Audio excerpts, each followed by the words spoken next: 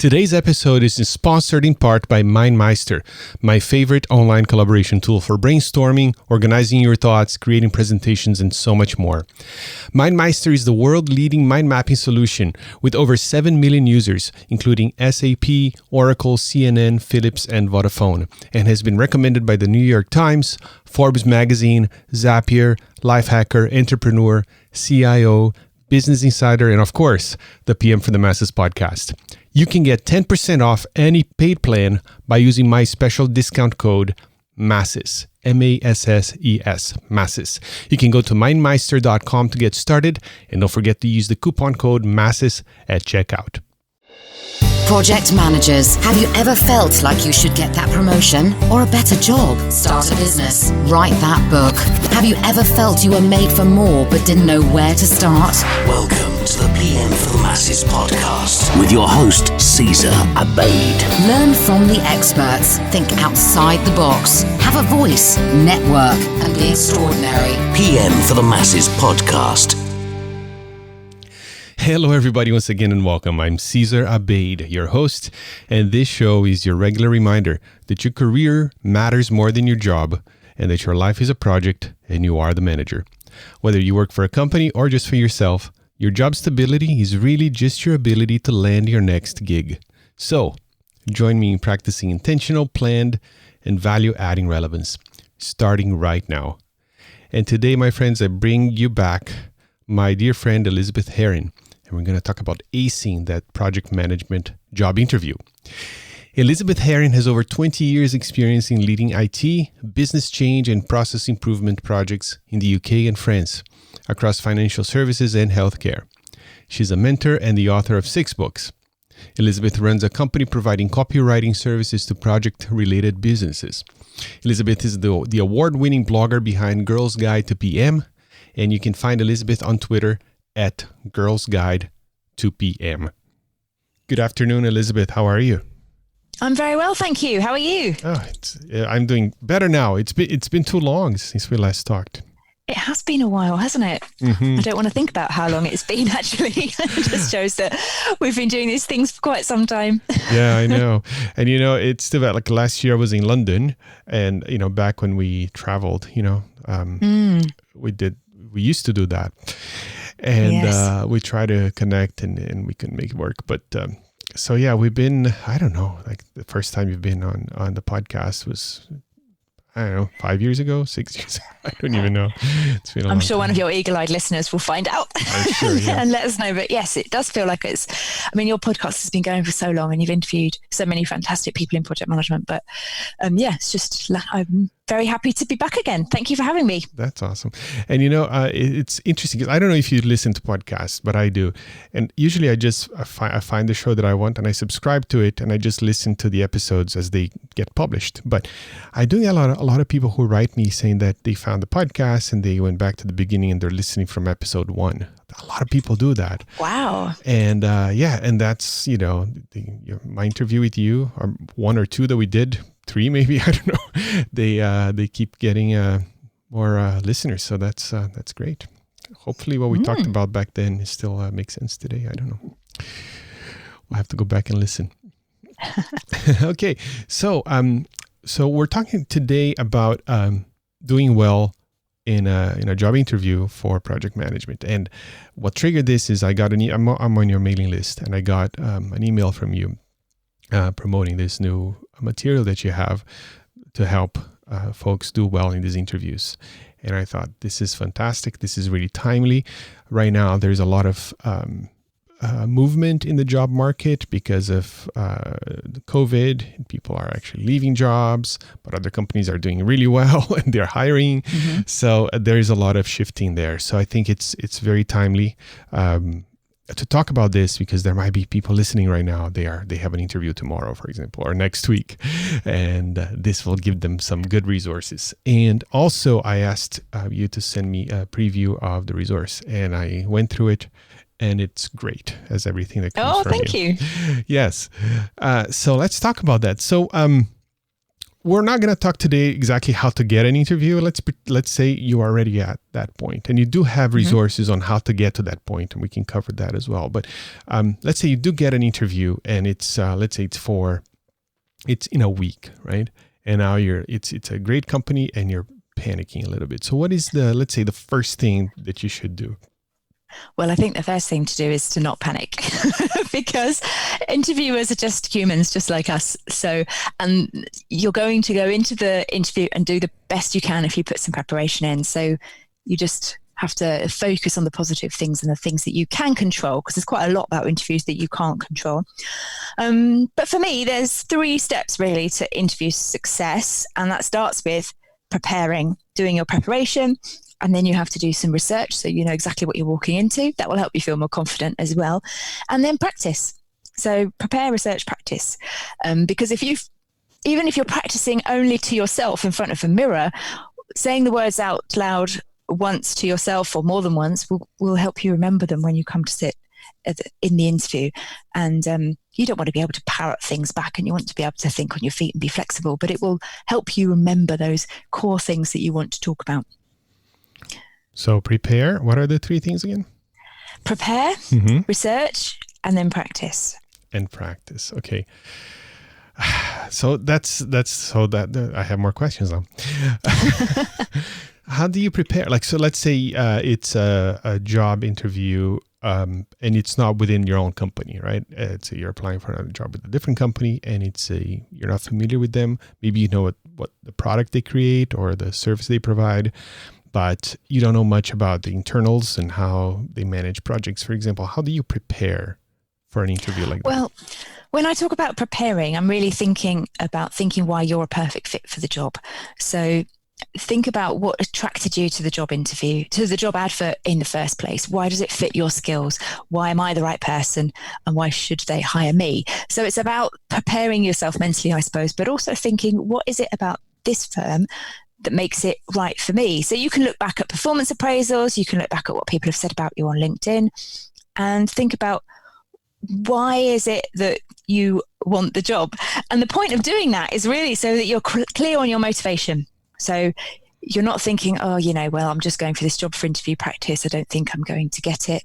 And I've done that before, but it's not, you don't put your heart and soul into it if you're just thinking you're not going to get it. So preparing yourself to think through, is it the right time to take this job? Why are you going for it now? And hopefully, as you start thinking about your past experiences, you'll realize that everything that you have done in your career to this point has helped you get to where you are, and that really you are the perfect person to be walking in. And then when you do start to do your research, you'll start to be able to pick up on the things that make you special, make you the right candidate for the role. Okay, well, yeah, that is also that's interesting. I get a lot of email from listeners, and they are when people subscribe to my mailing list, they get a message, and it's automated that asks them a few questions, and a lot of people reply to me. Some of the questions that I ask, one of the questions I ask is like, what is your desire right now? What point are you in your career? What's next for you that you want? A lot of them will say, they want to get their first job as a project manager, or they want to. Basically, a lot of the answers have to do with changing the positions that they're in. Yes. And I sense a lot of, as I communicate with them, I sense a, what's the word I'm looking for? People feel like they're not ready, or they're not prepared, or they're not, or they're not quite there for that role, right? And I feel like I'm always like talking them up, but just do it, apply, just turn up. And that's absolutely right. And I get that with the people that I mentor as well, when we're doing job preparation, or I'm talking to people about how to put applications together or brush up their CVs, because people are sort of like, I've just done this job for 10 years, or I've worked in an operational role, I don't have any project management experience. And I talk to them and I think, but you've just run marketing projects for 10 years. I mean, how is that not project management? Right. You might not have the job title, but you've done the job. And by preparing yourself, you're thinking through, what experience do I have that makes me the right person? And trying to overcome that, I suppose, and talking to people or emailing you is is one way to think that through. But in the absence of anybody else, you can ask yourself a few questions and try to recognize what you've really achieved in life, because so many people have got experience that shows they are capable of doing those core project management skills. Right. Yes. And I always say, let them tell you that you're not a good fit. Don't tell yourself that. Exactly. Exactly. And I think people, certainly my experience, I work a lot with female project managers, and there's this reticence about applying in the first place. And I tell people, if you've got 80% of what it says on the job description, then apply. The fact you haven't got 100% of what it says on the job description is because as a hiring manager, I would write a job description for my perfect, ideal fantasy candidate who probably doesn't exist. So, don't stop yourself from applying for jobs just because there's a couple of things on the bullet point list of skills that you perhaps haven't got. Mm-hmm. I'm glad you mentioned, the female aspect of that, because I do see that a lot. We talk a lot about inclusion and diversity these days. And I find that a lot of that is that part, the folks don't apply, and yes. and therefore, so yeah, just do it. If you just have do it. Yeah. So if you're listening to this podcast and you've just seen a job advert and you've put it in the reject pile because you don't think you're good enough, pull it out and check, and just go for it. Right. And I don't know if you agree with me here, Elizabeth, but I feel like I wouldn't want to apply for a job that I'm exactly the perfect fit, because I want to be challenged as well, right? I want to grow a little bit into this new role. I want it to be a challenge for me. Because if you are a fit and you can do the job standing on your head, which is a phrase we'd say in the UK, I don't know how well that translates across the world. But if you can do it so easily that you don't have to think about it, then you will lose motivation very quickly. So you do want to take a job that is slightly a step up. You're looking for probably more money, a better job title, some kind of promotion, and also some kind of career reward, intrinsic motivation, just to know that you're taking steps forward in your career. Often I think people go for a new job as a result of getting a certification. So they've qualified as a PMP, for example, and then suddenly they think, my job doesn't really appreciate me very much, but look at me, now I can evidence my skills. So, they're in the market for something new. All right. So I hope if folks listening right now, if you've been on the fence about this or that role, that sometimes I know you go to the careers page for that company and you see that position is still open, and it's still open, and you're wondering, just go and apply, and make use of some of the resources that we're going to mention here. And by the way, there will be a coupon code for getting some of these materials from Elizabeth's website on the show notes, and so check it out. And just ahead of that, it's pmforthemasses.com/132, which is episode 132. Okay, so we're prepared as much as we can be prepared for something we don't know how it's going to go, right? Exactly. So now we're going to find out how it's going to go, but doing some research. Right. So talk about that a little bit. I find that I have to do some research about anything before I feel confident in doing it, even just knowing where I'm driving, if I'm driving to a new place. So it's the same with applying for jobs. If you do some homework around the company, what they do, the kind of projects they run, and the people who work there, the role itself, then you'll just go in feeling a little bit more confident that you can give them what they want, or you can showcase your skills to the best of your ability because you've thought about the kind of things that they might be interested in hearing about. So you can do that in a number of ways, because you can look on the company website. That's where I would start. Read their annual report. If they're a publicly listed company, they might publish annual reports or statements to the stock market and things like that can give you a bit of an insight into what their priorities are, what kind of things they might be working on, big investments that they've just made. And if they're a smaller company, you can research their founder on LinkedIn, or you can make sure that the very basics, make sure you've got a job description, a person specification, and you've talked to the HR team. Just, ring them or make an appointment to ring them and say you had some questions, you just wanted to do a little bit of homework before the interview so that you can be confident that you're addressing the points the interviewers might want to talk about, and just ring with a list of questions about the kind of things that they're looking for, certifications they might expect a candidate to have, or anything that you think flags up based on what you've seen about the job so far. So let me take a minute to talk about my favorite remote collaborating tool. It's called MindMeister, and it's a mind mapping application.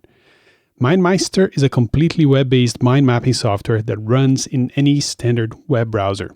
So the mind maps you create are saved automatically in the cloud online and can be accessed from anywhere. If you don't know what a mind map is, think of it as a free-flowing visual outline tool that can be used for anything you want. So I've been using MindMeister for 10 years now. It is by far my favorite tool for organizing my thoughts, for sharing my thoughts with my team, and also for collaborating with other people. So, for example, it is a perfect tool for you to create a WBS, a work breakdown structure. It's beautifully laid out, it's all online, and it's a wonderful company. So aside from the web app, MindMeister also offers native mobile apps for iPhone, iPad, even Apple Watch and Android devices, which means that you can access, edit, and present your maps no matter where you are. MindMeister was made as intuitive and as fast as possible to ensure that you can fully concentrate on the creative task at hand. So there's no clutter, no friction, just your team and your ideas.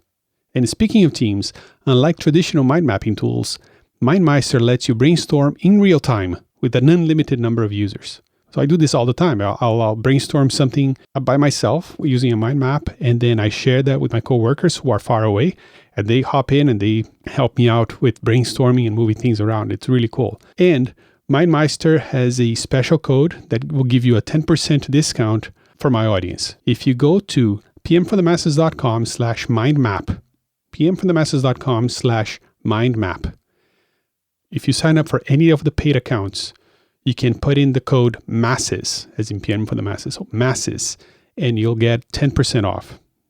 And you don't even need to upgrade to a paid plan because MindMeister offers a free plan that it's a bit limited, but you can try it out. And then if you like it and you want to upgrade, you can use that code. That's a great way for you to get started.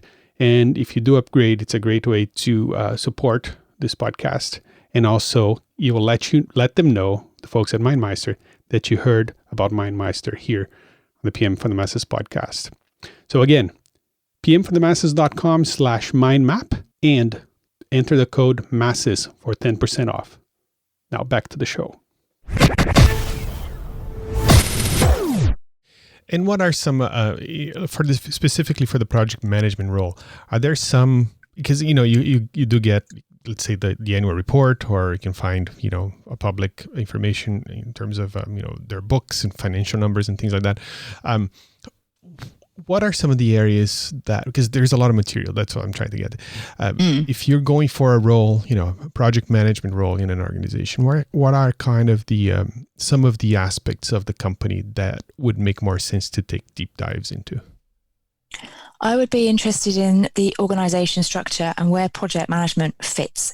Because if you go to their website and look at their board of directors, and there's somebody on the board who's called Chief Project Officer, which will be quite rare, but let's assume in this case that there is, you'll have real great confidence that they understand about project management, they're a mature organization, they use methods and approaches that are tried and tested, and that you'll fit right in. And if you go to their website and there's 3 people and one of them is an IT director, you might assume that actually project management is split across all of the departments, or maybe it falls under the IT umbrella. Maybe there is no PMO. So for me as a project manager, I want to know the context of the environment I'll be working in. And am I going to be the only project manager? Because I think a lot of small businesses start out with one project manager, thinking that they need someone who then has to take a different role, because you'll be going in creating processes where there were none before and trying to educate people about what project management is all about. So if your job description doesn't have an organization chart or any explanation about where this role fits within the structure of the team, then that's something I'd want to look into more. Okay. Just a slight detour here. Like, let's say you are applying for a job that is not a project management role, but it's aligned with the same principles. how do you prepare for that? Like, what you're bringing to the table. Let's say you're a PMP or you have some sort of certification and you know your processes and things like that. But you coming into a company that might not be either mature enough to understand that, or they're process averse. Some of the startups and the pirates of the world. How do you prepare in that case, or research? Glassdoor.com has reviews of people who've worked in companies before. So you might get lucky and be able to find someone who has been honest and transparent about their experiences. But you also don't know the circumstances under which people were writing reviews, right, and how they might well say something negative that turns out not to be true or is a very one-sided view. And equally, they might say something positive, which is not the prevailing view of the company when you get through the door, and you might not feel the same way. So there are things that you can't find out beforehand, and whether or not whether or not an organization is process averse might be something that you try and pick up on actually in the interview itself, because an interview is a two-way process. We often think about it as they're going to ask me questions and I have to say the answers, but actually it's your opportunity to assess whether you want to work there. And I remember walking around an organization doing like a tour of the floor thinking, there is no way I'm going to work here. The interview went really well, but as soon as I saw the office and the layout, and I just got a vibe of the place as they were walking me around the building on the way out kind of thing, I thought, no, this isn't right for me. And it's your opportunity to ask questions and to do that sanity check. So if processes are something you're concerned about, you could have on your list of questions at the end is this role going to be responsible for setting up new processes, and how well do you think that will go down with your colleagues? Or you might want to try to create an opportunity in the interview to give an example of where you have set up a process from scratch in your existing organization, so you can show them that you've done it before. Right. And if you do that, I also recommend to be prepared to share the results, right? And yes, as opposed to, hey, I just created this process, but this is what it accomplished, in terms exactly. of benefits for the company. Okay, great. And the other thing about process that I find is like all companies have process. They might not call it that, or even in their attempt to avoid process, they have a process for that. So there's always a way to bring that skill set and make a difference, even if in a more roundabout way. Totally.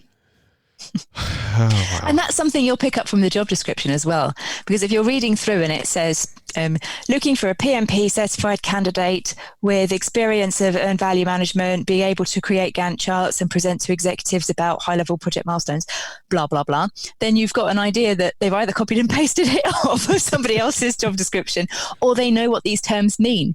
Whereas if you're going for a project management job and they say something more like, please help our colleagues to create plans so that we can deliver reliably, then maybe the level of maturity and project management jargon isn't there, or they are choosing not to use it for whatever cultural reasons within the organization. Right. And also I find that depending on the nature, some companies are very much operational in nature by the service they provide, or and others are more project based, and even if they don't use the term project management, but if they're creating products, if they're creating new things, those are all projects, and they must have some sort of project management principle or guide internally. Yes. Yeah. All right. Also about the interview, you mentioned, being a two-way conversation. You're also evaluating the company. I find, I did a lot of onboarding and hiring in the past, and I did tend, when somebody comes with that mentality, it gives a very positive vibe.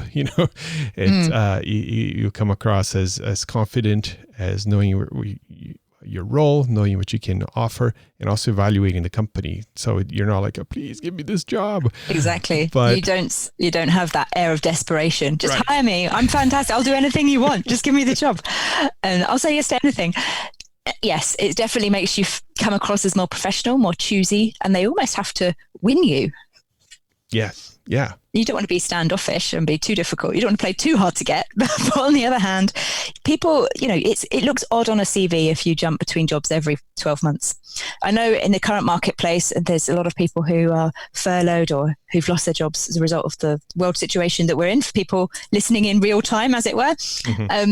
But if you take a job with a company, it's kind of good to stay for a little bit rather than, so you don't want those months to be horrible for you. So it's important you make a good choice. Yes, agreed. And just having that attitude just changes everything, I find. Again, you're not this desperate. You're evaluating. They're evaluating you. It's a conversation. Yes. Not to diminish there's a power imbalance, right? Because if they don't hire you, that just means they're going to hire somebody else. But for you, it's your career, it's your life, right? So there is an imbalance of power there. So it's good to be aware and also not be overly confident, because people are like, who do you think you are? No, you'll come across as arrogant then, and then you definitely won't get the job. Right. So it's just finding that sweet spot there. And that takes us to practice. So how do we practice? I think now we have a good foundation here to talk about that. Well, I talk about practice, but actually you don't know what they're going to ask you. Right. And you can't practice exactly what to say. And even if you did, and then they asked you your perfect question and you just parrot it like a robot, you're not going to sound authentic. So what I would suggest is that you have 4 or 5 good examples of projects or teams where you can demonstrate the core skills required for the job. So let's say the job description has got a list of competencies or skills or behaviors. Pick out the ones that you think are most important, which will probably be the ones at the top of the bullet point list, because the interviewer is going to want to know that you can meet those expectations and you can do those things. So think about the kinds of things that they want you to show based on what information you already have, and then look back at your past experience and think, well, in that case, how would I talk about this situation? If they ask me about leadership, when have I demonstrated leadership? What example am I going to use? And if you've got 4 or 5 like mini case studies in your head, you can use those for a multitude of different scenarios, and you won't be sitting there thinking, I just have no idea what to say. And you can just practice talking about the experience that you've had by setting the scene, telling the story, explaining what the outcome was and what the benefits were for the organization. And I think that also helps you be more concise, because I've sat in interviews and started to glaze over when someone's telling me the context of a project, and it's been, it feels like 5 minutes have passed where all they've done is explain the intricate workings of their organization, which frankly I don't care about. I want to know what they did, what the outcome was, and how does that relate to the skill that I'm trying to get them to show me? Because if you're an interviewer, you want people to perform well. It's better for you and for them for you to have the conversation, and you're trying to help people showcase their skills the best possible way. Give them every opportunity to talk about the wonderful things that they've done. But you have to know what those things are. So that's where sitting down, thinking about your the kind of things you might get asked, and then also your scenarios, if you like, for that you can bring up in an interview that will illustrate 2 or 3 of those points. Okay. Do you recommend memorizing these things, or do you bring a notebook? Do you bring a portfolio? What do you recommend? I have them in a notebook. And I don't think interviewers are put off by the fact that candidates bring out a notebook and say, I figured I'd want to be able to give you my best possible answer, so I took some notes. Let me just have a quick refer back so that I remember exactly what I want to say. And obviously you don't sit there then and read out a page of A4 of, a page of writing. But if you refer back to notes, I think that shows that you're prepared. And some interviewers may respond to that differently, but in my experience, I think that it's only going to be a good thing to show that you've taken the interview seriously. If you're good at memorizing things and you think that you can keep 5 scenarios in your head, then by all means do it and talk naturally. And I think the point of practicing is so that you think through, when did I demonstrate this behavior? Yes, it was a few years ago on this project, or that one I demonstrated because I do volunteer work with PMI, or that one I demonstrated because I organized something for my child's school, or whatever it is. And if you do practice talking about them and think about them regularly before your interview, you'll find they come to top of mind much more easily when you start to talk about them. Okay. Yes. Yeah. And then again, that gets back to preparing and doing the research, because you might have a lot of different anecdotes of and examples of these skills and how you use them, but based on the company and the situation and the description, the job description, you might choose 2 or 3 out of your portfolio of 15 examples to bring up. Exactly. And choose the ones that are interview worthy, and you might have loads of stories about your career and great projects that you've worked on, but do they actually do they give you the opportunity to talk about things, and do they show a great result? So say you've got 2 examples where you've been able to talk about communications planning, and one you say, I put together a communications plan, blah, blah, blah, the project went well. But on the other, you could say, and the communications plan was a total disaster. It went really badly. We had to think on our feet, and I did this, I did that. I led the issue resolution, and we came up with something better. And the next day I did a webinar to 500 staff on 2 hours sleep, and it was amazing. That's a better story. Right. That's more engaging. It shows more of your talents and skills because there was a disaster and you fixed it. So you might have different levels of interest and excitingness about your story. So pick your scenarios carefully, I suppose. Right. Okay. That's great. It's a lot to think about here. And I find these times of, preparing for an interview it can be, it can bring anxiety, but also it's exciting because, there's just so many ways and that you can, take the conversation, right? And because it is a two-way conversation, it's not just you're not being interviewed like you're a guest on a radio show. It's a conversation. You also have a say on the direction that the interview goes based on the answers you choose. Yes. So if you want to make sure, So if you want to make sure that you want to highlight this one thing that you've done and they're not asking about that, you can use the answers to kind of direct the conversation in that way. Exactly. And you can find a way to do it. And by thinking through what examples you might want to share in advance, you can make sure that you're sharing great stories that showcase your skills, and also where you can finish them not with a bang, but where you can say the outcome. So it's a more powerful story or an anecdote if you can explain the resolution and what impact you had as a project manager or whatever manager it is that you're going for in the role, instead of saying, well, I'm still working on that project and we don't get the results back from our agency until next week, so we'll have to see how it goes. That feels like it's unfinished. Right. And then also you don't want to talk about something and you suddenly launch into it and go, oh, but that's confidential, so I can't tell you that. And so you're somehow explaining something very abstract because you can't share any confidential information, which you shouldn't do. So think, you don't want to get yourself into a situation where you've got some things that are not, they might illustrate your work, but they're not something that is easy to talk about in an interview situation. Mm-hmm. Now, one thing that is very important these days is company culture, right? So, yes. And you want to ensure that I don't like using a culture fit because it's a bit exclusionary. I think there's opportunity for a lot of different folks to fit in a company that is diverse, for example.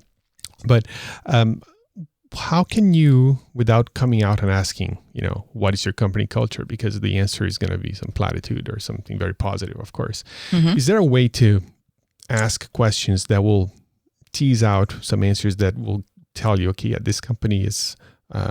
they value this or that in terms of that, the culture itself, not necessarily the work that you do? Yes, I think there are. From a project management specific perspective, in fact, this goes for any job, you can ask them about how they tend to promote people. Why is there a vacancy? And do you tend to promote internally? And is there mentoring? How do you support new employees in the role?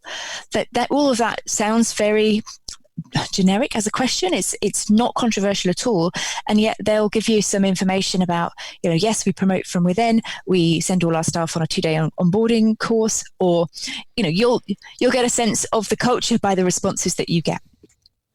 And more generically about the company as a whole, you could look on its website and see, are there statements about corporate social responsibility? And do they sound like platitudes, or are they actually giving you tangible examples of projects that they've run internally to improve diversity and inclusion, to improve corporate social environmental responsibility? And something I've asked in an interview is how many women are on the board? Because that's something that's very important to me, and I want to know that they promote to the very highest levels in an organization. And you can find that information out on the company website, or if it's not there, then, and it's something that you care about, you could ask, what's the makeup of your board of directors and how diverse does that team look? And I think in this day and age, people, I mean, I asked that when I went for my first project management job when I was about 21. So that was quite a long time ago. But I don't think in this day and age, people will find that question out of sorts. They are almost expecting it because it is something that's important, and it tells you a lot about the culture of the business. Do you recommend, let's say you are interviewing and the interviewer is also a woman, or in my case, let's say another Brazilian man, you know, when we might have, let's say you have another connection with the person that is interviewing, a cultural connection. Do you do anything with that, or you just, what is that play a role at all? Unless it was brought up by them, I don't think I would mention it, right? Because that would be a bit like, oh, hire me because I went to the same university as you did. If they bring it up in conversation, you know, or, you know, isn't it great to have another woman come for an interview? You just smile and say, oh, yes. I don't think I would play on that deliberately, because I wouldn't want it to come across as trying to create a fake connection where there is none. And that would be more of, for me, it would feel like a coincidence that they happened to fit that mold. Right. But I suppose this is where your professional judgment comes into play, because if it's appropriate. So in an interview I went for, in fact, the same interview where I asked about the women on the board, I was asked what was my greatest achievement. And I'd just recently climbed a mountain, a very small mountain, but I was very proud of it. So I said, oh yeah, I did that. And I had no idea back then, 20 years ago, that the person interviewing me was a massive climbing fan. And afterwards I found out that, and he didn't tell me in the interview, but afterwards I found out that he loved climbing and that he was very into climbing, and that was one of the things that made him feel that I would be a good cultural fit for the team. And these days it's so much easier to find out those things because you can use social media to stalk your interviewers and find out about them. But I would certainly have that information and keep it in your mind. I wouldn't deliberately try to fake a connection. Because that's happened to me. I've been out speaking at a conference and mingling with people, and someone's come up and go, oh, I really love watching Gossip Girl. I heard that was your favorite program. And I was like, how do you know? How do you know these things? And I'd forgotten that a few weeks ago, before that, I'd written an article where I'd mentioned Gossip Girl, and that probably dates me as well, because that's a very, very old program too. And, you know, that makes me feel stalked, not warm towards the person. So, you know, people are different, aren't they? There's a lot of different types of personalities out there, and someone else might have thought that was fine. I thought it was a bit creepy. Does that answer the question? It does, yes. I also have an example in my life where it was my internship, you know, later. It was a 1.5-year internship that I did. And it was halfway through it that I realized that, oh, I see why I got this, you know, because one of the other engineers, we had something in common. He noticed that I had some military background in the resume, in the Navy, and he happened to also have been, you know, a naval officer in a different country. And like, I had no idea, right? And it did come up in the interview, but I didn't know that that we share that. But obviously that's something that they like to see, and, you know, and he helped me. But yes. I think as long as you're authentic and you're not trying to, and if you are passionate about something, share it. You know, sometimes it's the passion itself and not the subject matter that is going to be appealing, right? Exactly. I think authenticity is so important. You need to be true to yourself, not least because you could be working for that company for 5 years, and you don't want to have to pretend to be interested in climbing if you're really not for that length of time. Right. Just so that you can pretend that you can fit in. But I think that's exactly right. So if it opens doors for you, you know, that's something that you can't help. You can't control how they're going to make the decision. Mm-hmm. But I wouldn't expect to be treated differently. I'd rather get the job based on my skills, my experience, how confident I came across in the interview, whether I'm right for the role, than because we had the same teacher at school or, right. Started out in the same company or something like that. Yeah. In other words, we want them to hire us and not some version of us that we made up for an interview. Exactly. Because it's harder to keep that up for 5 years. Same with this podcast, by the way. But, I remember getting all sorts of advice at the beginning, talk about this, talk about that. And I was like, I don't know that I can keep that up forever, like can I just be myself and with all the just flaws talk. and all the, anyway, okay, cool. So, there is a lot to review, a lot to prepare, a lot to research, and a lot to practice here. There's a lot of elements to this, and people might be a bit overwhelmed right now. But you have this resource that you shared with me that kind of goes through it. I'm looking at it right here, the quick access to the interview success kit. It's like it has links like that. So can you talk a little bit about that and how it helps address some of the topics that we talked about today? Well, I put it together because I mentor project managers, and it seems like it's a theme that comes up time and time again when people get in touch, is this job preparation. I've got a new role, I'm nervous, or I'm going back into the job market after a career break. How do I get ready? So I put together an interview success kit, which is those things I've talked about today, more details about how do you do your preparation, research, how do you get ready and practice, and the kind of interview questions that you might get asked so that you're feeling a little bit more confident. And then I also put together 2 sets of interview questions and suggestions for answers, not in a way that you'll just be able to read the question and then memorize the answer and you'll be fine, but in a way that prompts you to think, what is the interviewer looking for? And then how could I meet that by using an example from my own life? So prompts to help you create the best possible interview responses. So there's one which is just sort of commonly asked interview questions for perhaps your first interview, or where you're expecting to be asked some generic things about core skills that all people will need to have in a business role. And then one specifically from a project management perspective, because I realized that people may be coming back to a second interview, or they're going to a project management interview and they need to think about what kind of things interviewers would ask. And as someone who's done quite a lot of interviews in my career, both being the candidate and also doing the interview and then hiring people, I drew on my own experience and the experience of working with people who are preparing for interview right now through my mentoring, to put those 2 guides together. That's great. And it's really valuable because it walks you through, and it has a fillable, it's a PDFs mostly, I think, but you can go and fill in right on the PDF there, which is helpful. So you don't have to have a separate document as you're working through these. And you can print them, you can do all sorts of things. So this is great. And so there will be a coupon code that you can find at pmforthemasses.com/132 for episode 132. Again, pmforthemasses.com/132, and look for the coupon code there. And so Elizabeth, do you have any questions for me at this point? Oh, I should have prepared, shouldn't I? If I was going for the job, Caesar, I would have had a list in my bag of things to ask you. But no, off the top of my head, I don't have anything I would like to ask, apart from just to say thank you very much for having me on the show. It's been a pleasure. We'll be in touch. We won't leave it so long this time either. Okay. Well, Elizabeth, this is amazing. Thank you so much for your time. You're always so generous with my audience here.